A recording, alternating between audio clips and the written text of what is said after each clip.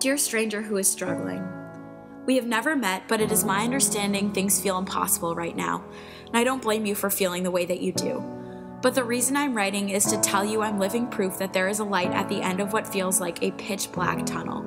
Believe me when I tell you I have been where you are. I know what it feels like to want to give up, but as someone who didn't, I can tell you the fight is so worth it.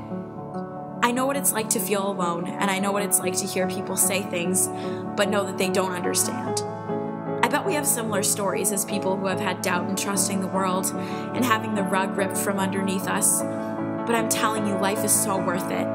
Your bad experiences don't make you who you are. You have so much ahead of you, and even if you don't feel like it, you getting up every morning is a victory because you're choosing to live. Imagine yourself on the other side and you will get there. So why should you believe me? Well, because 2 years ago I sat alone crying. I was told I would never have a life, and 2 years later, I do. I got a life and you deserve one too.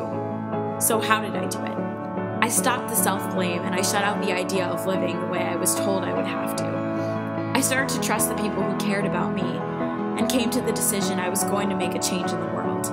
This did not happen overnight, nor would I have believed my words if I were to hear this 2 years ago. But there is no formula, recipe, or magic.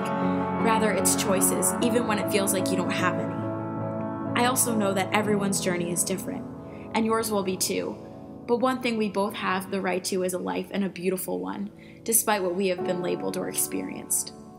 I don't expect you to believe my words because I know I would have questioned them too. But what I do want you to know is that there is another side, and I am living proof you can get there. Because you are a survivor and not a victim, and I believe in you.